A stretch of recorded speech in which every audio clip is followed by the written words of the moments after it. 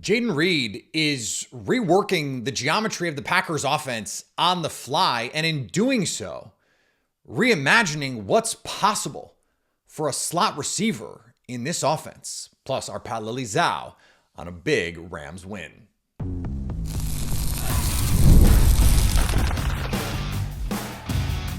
You are Locked On Packers, your daily Green Bay Packers podcast. Part of the Locked On Podcast Network, your team every day. You are Locked On Packers, part of the Locked On Podcast Network, your team every day. I'm Peter Bukowski, and I cover the Packers for The Leap, a newsletter I would love for you to subscribe to. Follow me on Twitter, Peter_Bukowski. Follow the podcast on Twitter, Locked On Packers. Like us on Facebook. Subscribe to the podcast to iTunes, Spotify, Google Podcasts, wherever you find podcasts. You will find Locked On Packers, the number one Packers podcast on the internet, and the show for fans who know what happened. They want to know why and how. Thanks to everyone who makes Locked On Packers their first listen every day. We hope you like starting your day with us as much as we like starting our day with you. Today's episode brought to you by our friends at Prize Picks. Go to prizepicks.com/LockedOnNFL and use code all lowercase LockedOnNFL to win $50 instantly when you play just $5. Jayden Reed is having a special season, and in doing so is making me rethink what's possible for a slot receiver, because he is reworking the way that this offense, the geometry of it, fits in real time. Lily Zhao is coming up on the show a little bit later. We'll get to that, I promise. But these stats from our pal Jake Morley over at Packer Report. On passes of 20 yards or more, Jayden Reed in 5 games has been targeted 5 times. He has 5 catches. He has 224 yards on those 5 catches. That is a robust 44.8 yards per reception, almost 45 yards a catch on deep targets this season. He has a Pro Football Focus receiving grade of 99.9 on 20-plus yard targets. At that point, just make it 100. And of course, a perfect passer rating when targeted on deep balls. And this started last year. When you go back and you look at the Pittsburgh game, which is the game that if you talk to the players, you talk to the coaches, they will tell you was a seminal moment for the Green Bay Packers offense last season. A big reason is what Jordan Love was able to do throwing the ball down the field, and the long touchdown to Jayden Reed, the deep ball touchdown to Jayden Reed, was a big part of it. Think of the throws of the 2023 season, the plays from Jordan Love. Top 2, one is the Dontavian Wicks touchdown against Dallas for all the pre-snap. It's cover 0. You got to make the play. You set the protection. Beautiful throw to Wicks. The other one is the deep touchdown to Jayden Reed.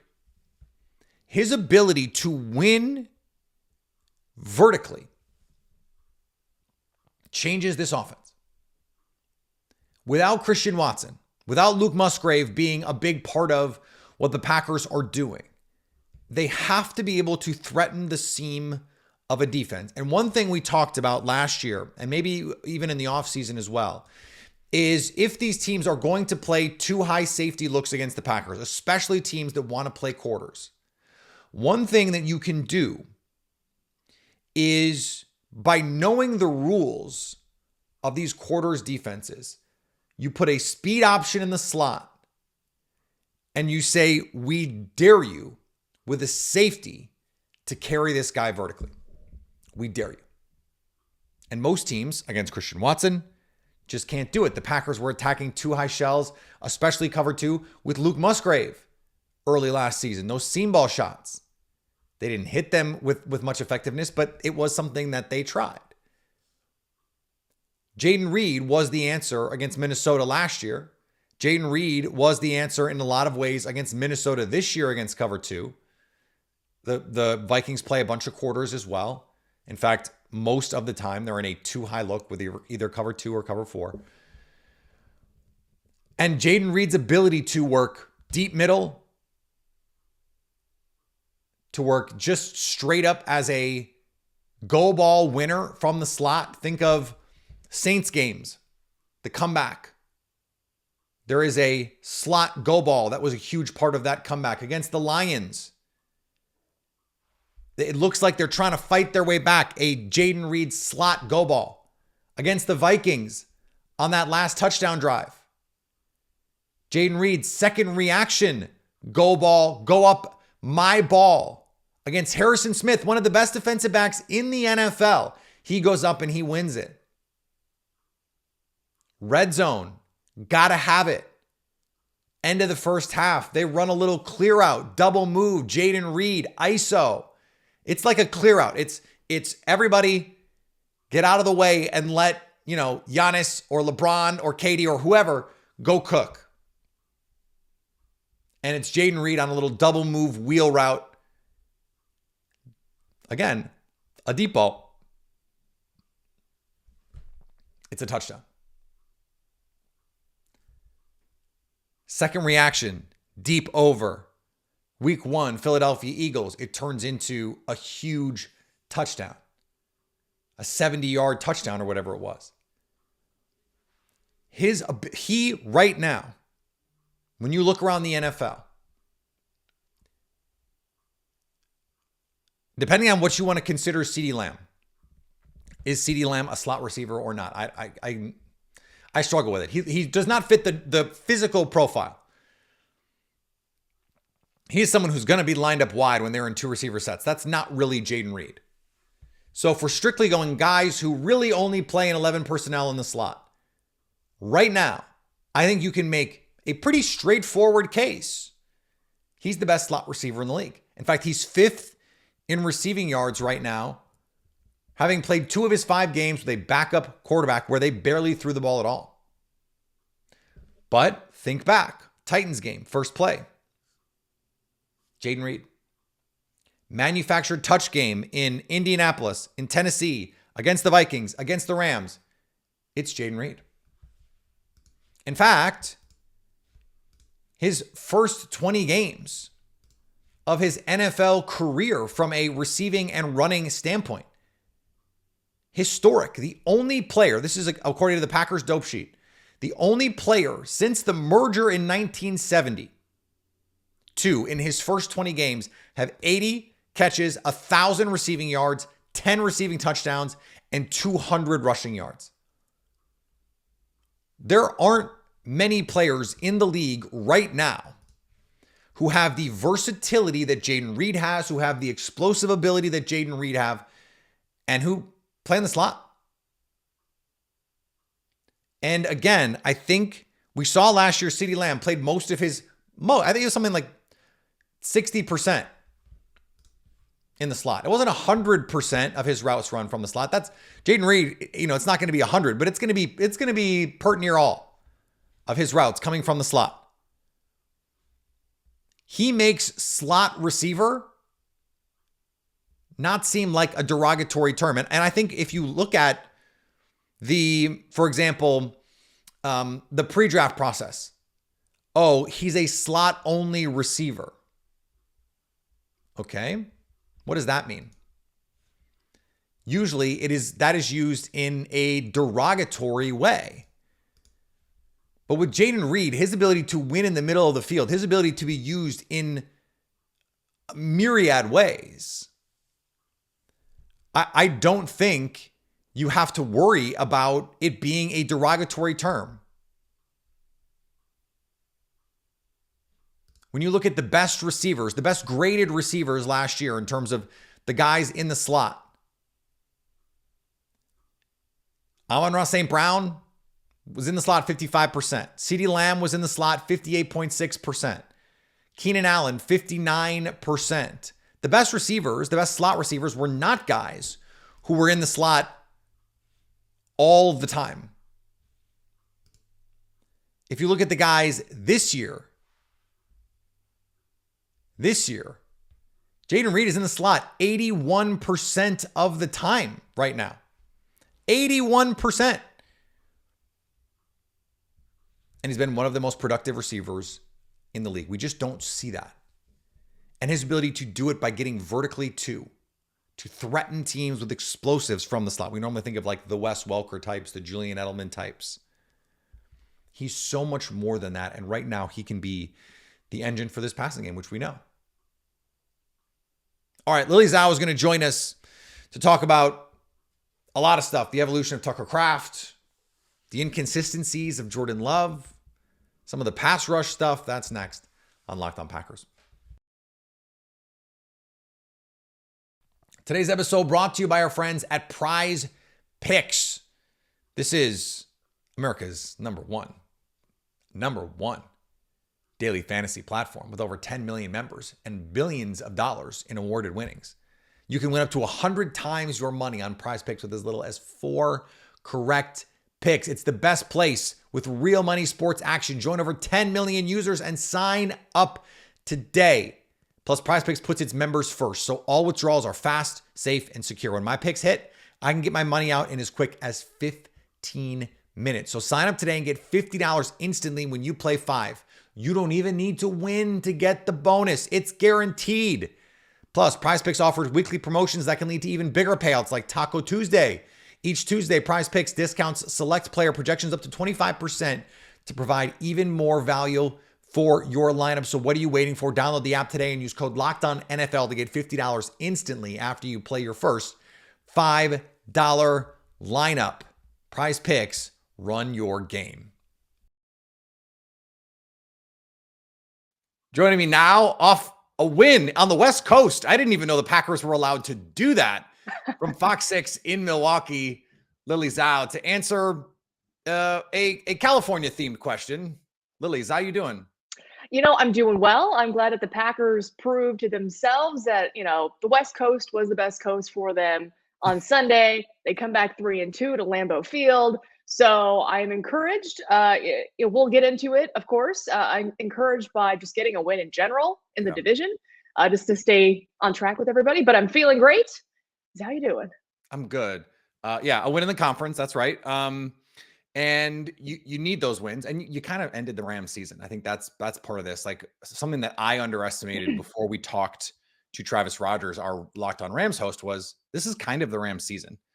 And now that they're 1-4, given like there's 4 teams just in the NFC North with better records than the Rams, it's going to be an uphill climb for them. That was big for Green Bay.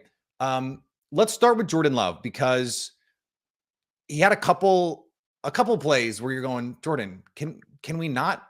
And the Will Levis-esque interception was, of course, one of them. But then even the Jayden Reed throw, Matt LaFleur afterwards was kind of laughing about it, like, yeah, it's not really, would not like him to make that throw again, but he got away with it because it's an incredible throw and Jayden Reed makes a great catch. What is your reaction to the risks that he's taken so far this season? Because it seems to my eye, he's taking more of them than he did last year. Yes, I agree on that aspect. And when you're talking about the risk and the reward, obviously that catch to Jayden Reed, you're rewarded with it. But if he's picked off, we're talking about something completely different, right? And I kind of agreed with what Matt LaFleur said after the game as well. This offense has kind of been very feast or famine. Like, you're looking for the big play, and when you're making big plays, there's a risk that comes with it, right? And so I think they just kind of need to get back to let's just move the sticks. And of course, we'll get a big play here and there, but let's not try to get it all in one play. Let's be consistent. Let's put together long scoring drives. And that's what was kind of lacking on Sunday against the Rams. It was a 96-yard touchdown drive, and it was 3 and out, 3 and out, 3 and out mixed in there. So there wasn't really consistency there. But in terms of just kind of taking a risk, right? You want to be more calculated than that. You can be in situations where Garner's it, sure, take a risk. But that when he was trying to, get out of the safety and try to heave it out of bounds, I'm like, you got to kind of take the risk of, we'll just get a safety and not give up a touchdown, rather than pull Will Levis and throw the thing. So I know from now on, he said, I'm going to spike the football throw it in the ground, make sure no one can get it. But I think for Jordan, the risk right now is that they're trying to get those big plays. They're trying to make something happen, but you got to be more calculated and kind of just stay back a little bit. And once this team is more well-oiled altogether, then that's when the risks hopefully will turn into rewards. I think in a lot of ways it makes sense, right? To chase that variance, to go, okay, we're not in sync play to play, so we really need these big plays. Last year they were able to do both in the second half, and that's what made this offense so incredible. What's been weird to me, Lily, is this running game over the last 2 weeks has just not been where they had it with Malik Willis. And I understand Malik Willis was part of the running game, but they were just executing better. There was the blocking was better. It seemed like the vision from the running backs was better. I can't make sense of why, with the return of Jordan Love, when teams are theoretically going to be more locked into stopping the pass, how this running game has devolved. What do you see there? Like, how do we make sense of this? That's a good question. I feel like maybe when they had Malik in there, it was more of the guys kind of owning, hey, we have to help him as a team, right? We got to play better. And not that they change. Right, an attitude change. And it's not like they took a more relaxed approach with Jordan, but they probably thought, oh, Jordan's back, we'll be fine. And that kind of happens with the run game, right? You're talking about designated runs with a quarterback, which Malik certainly executed well. He was a big threat with his legs when plays broke down. And we saw Jordan able to kind of scramble for 12 yards on that 3rd and 12, their first third down conversion on Sunday, mind you. But it just has looked a little different with Malik Willis under center versus Jordan Love. And I think that running game is a big part of it. And it needs to get better under Jordan. I don't know if there just needs to be another attitude shift. The offensive line has to play better. We have to stop getting penalties because that just kills every drive. But that also kind of backs up your field position. And so the running game kind of takes a hit there as well. I know in their loss to the Vikings, of course, the score kind of dictated how that game plan went. But against a Rams defense that was awful defending the run, it was kind of discouraging to see the Packers only have 44, 48 yards of rushing in that first half. So I'm not sure what quite is going on with this running game. I think maybe once they get Marshawn Lloyd back, there's another dimension they can add to that run game. So maybe he can be that infusion they need whenever he does return.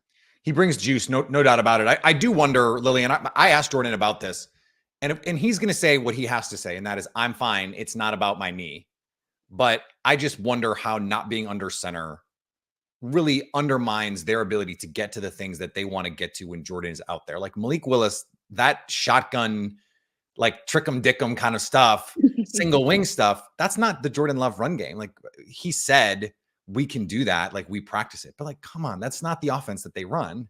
It's the offense that they had to run with Malik Willis. And so I feel like if Jordan gets a little healthier, that makes everything better because they just get to run the offense that they came into the year going, this is who we are, rather than trying to just piecemeal this thing. I agree. And I think what was lacking and even what Jordan mentioned was the lack of play action. I mean, that has to be a staple in this offense. They're really good at it, but didn't see much of any at all on Sunday. And so I don't know, they just kind of have to go over and get back to what they're good at, because that leads to sustained drives, that leads to guys making plays that they're able to make, and then leads to some scores. And so that was, it was kind of discouraging to see the offense so feast and famine on Sunday. It was going for the big plays, or they're going 3 and out. So there wasn't a lot of consistency, but you're right. It's kind of, once Jordan does get healthy, things will be easier in all departments as well. One of the potential ways that this offense can be more consistent down to down, play to play, is get involved the guy who looked like a superstar on Sunday, Tucker Kraft. That tight end, not just security blanket, but his ability. It seems, Lily, once a game, he gets the ball a yard from the line of scrimmage. It looks like he's dead to rights and he gets a first down. Like his ability to make plays with the ball in his hand. I can't, like, maybe not since prime Jermichael Finley have the Packers had a player capable at his size to do the things both down the field and with the ball in his hand that Tucker Kraft can. I feel like he could be the key here to unlocking some more consistency. Hey, just here's 4 yards and sit. And at worst, it's 4 yards. At most, it could be 40 yards. Right. And that's what I think is so impressive. I think it's his ability to break tackles, his ability to kind of be aware on the field. Like we saw that stiff arm down the sidelines, able to, fend off that defender. Great blocking up front, too, from Tay Wicks. And so you see kind of the full package. I think 27 made a business decision in there too at the end. He was like, yeah, he oh, did. do I want to take this guy on? Not really. But we kind of see the full package, right? You know, he was hurt last year. Of course, Luke Musgrave played extremely well and then finally gets integrated into the game plan. But now we kind of get to see Tucker Kraft for a full season at the start of the season. And this is, you know, the ability he can unlock. It's him and Jayden Reed really have been studs on this offense. But when you look at the tight end position, the Packers have to utilize him, and they have. And I want to see his role continue to get bigger. I want to see what else they can do with Luke Musgrave to integrate him into the system, because these guys are playmakers and they're breaking tackles, they're making good catches, they're getting open. And that's exactly what you want. And yeah, you're right. He kind of is this next reincarnation of Jermichael Finley in a way. It's weird to me that like you have Luke Musgrave who can give you all of this stuff vertically. He was the prize, the fun, shiny toy last year. And over the course of last season, I don't know that any receiver played as well as Jayden Reed is playing right now. Certainly Tucker Kraft did not play this well last year. Either did Luke Musgrave. And yet the offense is worse than it was last year down to like that. That seems impossible to me. Like if I told you before the year, hey, Jayden Reed is going to turn into a star and Tucker Kraft is going to turn into a star, you'd go, this is the best offense in the league. Yeah, and it's certainly different. And I know, you know, you lose a guy named Aaron Jones. That certainly, you know, hurts the offense. It's again, it's these. It hurt Minnesota's offense on Sunday, that's for sure. It certainly did. And I think just the penalties, right? I feel like if you look at the games earlier in the season, they probably would have had 3 or 4 more touchdowns had penalties not hurt them. So it's kind of, they're shooting themselves in the foot, but there's also just not, it just doesn't feel cohesive yet on offense. And it's hard to kind of put a finger on why, but you have guys making good individual performances, but it's they haven't really come together as a unit so far. All right, let's talk some defense here with Lily Zhao next on Locked On Packers. All right, NFL fans, you can get a kickstart to your NFL weekend with big returns on FanDuel, America's #1 sportsbook. So when you get a hunch in the middle of the game, you can check out the latest stats, view live play-by-play, and so much more on the same page where you place your bets. You'll get started with $200 in bonus bets guaranteed when you place your first $5 bet. You don't even need to win it. You just need to place it. And you could do it on, say, the Packers at -5.5. It was -5 to open. It has moved to -5.5. The over-under is set at 49.5. So the expectation is there will be points. One of those like 30 to 24 kind of deals. That seems interesting to me. I think that's right. If you think that's right, guess what? You can wager on it at FanDuel.com. To get those bonus bets, go get them right now at FanDuel.com. Today's episode also brought to you by our friends at Hillsdale College. Time is our most precious commodity, so don't waste it scrolling through the same mind-numbing content for hours and hours. How can you spend it wisely to improve yourself? How about with some history, with economics, with the great works of literature? Time and technology have changed a lot of things, but they have not changed the basic fundamental truths about the world and our place in it. Our sponsor, Hillsdale College, is offering more than 40 free, that's right, free online courses. Things like Introduction to Free Market Economics, A Great American Story, A Land of Hope, and the rise and fall of the Roman Republic. How often do you think about the Roman Empire? Well, you can think about it a lot with one of their courses. All of Hillsdale's courses are self-paced, so you can start whenever and tune in wherever. Plus, you can go deeper with reading, quizzes, discussions, or just enjoy the lecture. Go right now to hillsdale.edu/lockedon to enroll. There's no cost, and it's easy to get started. That's hillsdale.edu/lockedon to register. hillsdale.edu/lockedon. Let's flip this conversation to the other side of the ball. For part of the first half, even in the press box, it was going, "Where's Rashawn Gary? Where's the pass rush? What's going on here?" And I saw it on Twitter for sure. There was a lot of Rashawn Gary discourse. But then you look at the end of the box score and you go, okay, well, they got 10 hits on Matthew Stafford. And there were a lot of times in the second half where even the completions that they had, there is someone bearing down on Matthew Stafford. And I kind of came out going, pass rush was actually kind of good at times. How do you cash out here? Like what do you make of what we saw from the pass rush on Sunday? I think a lot of people, when they think pass rush, they want to see the stats in the column that say sack. Yeah. Or and Yeah. I think, you know, when a good pass rush is a good pass rush, of course they're getting sacks, but they're also getting the things that don't show up on a stat sheet, right? They're Yeah. getting after the quarterback, they're putting pressure on his face, or they're hitting them, they're making life difficult. And while it's not going to show up on a traditional stat sheet of they got X amount of sacks on Matthew Stafford, they were doing, like you mentioned, other things to get in his face, force pressure, and make him throw a ball that probably would have been caught had there been no pressure. So while we're not seeing the sack factor of it, these guys are still doing their job. I will say though, there are certain scenarios on a third down where you're rushing 4 and there's no pressure. Yeah. So you got to think, okay, should we be blitzing more? Should there just be more, disguised blitzes where, guys will drop back and then, it'll work with 4. That I'm kind of still wondering if they can implement that more. But again, against a very injured Rams team, they did enough to win. But I think what a lot of people just want to see more of is just sack the quarterback. And of course, that's easier said than done. But the other things they're doing certainly help the situation. It's funny because if you look at the Pro Football Focus numbers too, and it did not feel this way, certainly in the first half. PFF charted 19 pressures against Matthew Stafford. Now, sometimes there were a couple plays where like it was meat at the QB. So like 3 guys get to have the pressure. And so that juices these numbers a little bit. But one player that stood out to me, Lily, it seemed like every time they let 56 get after the quarterback, something good happened. In 5 pass rushes as charted by Next Gen Stats, they got pressure on all 5. Matthew Stafford completed 1 pass and they got 2 sacks, one of them by Cooper himself. It seems like it's time for him to just be fully unleashed here because he might be their most explosive pass rusher right now. Yeah, and I agree with you. When you immediately said 56, I'm like, oh, I'm glad you said Edgerrin Cooper, because he's been playing his tail off. And I think, Devontae White being out doesn't help. I think he really has emerged as well in that pass rush game, and having him on the field certainly helped. But now that you don't, Edgerrin Cooper, I think to a degree needs to be unleashed, like you said. We saw that one where he just gets right after Stafford, gets a hold of him, doesn't let go. Sometimes I thought the tackling was a little loose in the game.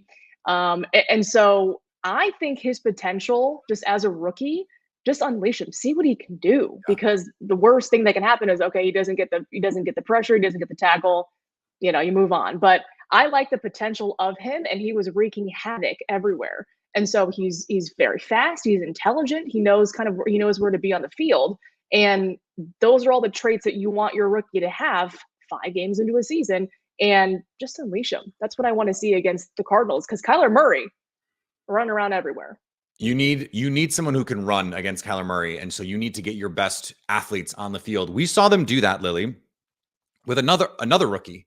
Evan Williams makes his NFL debut as a starter, and I thought acquitted himself really nicely. What did you think of, hey, rookies, Javon Bullard, you're going to play a new position this week, full-time. You're the nickel now, even though you were the safety before. And Evan Williams, you're going to start. What did you think of that? I thought it was great. I think, again, because you don't have a solidified defense where this guy is going to go here 100% of the time. Of course, Jair Alexander is out, so, right. You got to kind of shift things around back there as well. But I like Evan Williams in the fact that I forgot who the ball was thrown to, but you saw his closing speed, right? You saw his closing speed on a play where I think he was on the other side of the field and just closed on a guy to force an incompletion. And so I like the fact that Jeff Hafley is putting his guys in different spots to see where they're going to shine.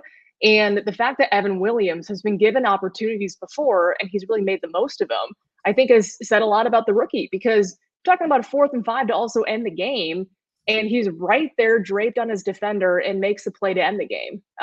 And I think that maybe if he hadn't been on the field, it was a different defender. Maybe we're talking about a different outcome. But I'm super impressed with what Evan's been able to do. And I'll just say this, in the locker room, he's great. He loves to chat with the media. And so it's fun to get his insight as well on, a year that he's really excited to kind of show the Packers what they have. And right now, it's somebody that has a lot of potential. We also saw Xavier McKinney just continue to have one of the more remarkable defensive seasons that I can remember. I think you probably have to go back to 2019 was Zadarius Smith when I'll never forget that night game in Minnesota where he won the game essentially by himself. I don't know that Xavier McKinney is quite having that level of impact on this defense, but I think in a lot of ways he is sort of single-handedly keeping this defense afloat, because down to down, much like the offense, they are not playing consistent football, but they're getting these splash plays. And the combination of him with those two rookies, it was hard not to imagine what the possibilities were there. I can't believe he's still doing it. Like, how surprised are you that this is still what we're getting from Xavier McKinney? And what stands out to you? What stands out the most? I should say I'm surprised by now, but I shouldn't be, because this is why the Packers brought him in, right? Yeah. And, I think, didn't he have a stretch, like an interception in 6 straight games as a Giant? I forget I don't know if that's right or not, but there was a streak where he was getting picks after pick after pick. And so I kind of want to say pencil him in for another pick against Kyler Murray on Sunday, because why not? He's always on the right spot on the right spot on the field, and he's good at anticipating where the quarterback is going to be putting that football. And so I think it's very impressive for how he has played, adjusting to a new team, a new defense, just a new way of living, right, on a different team.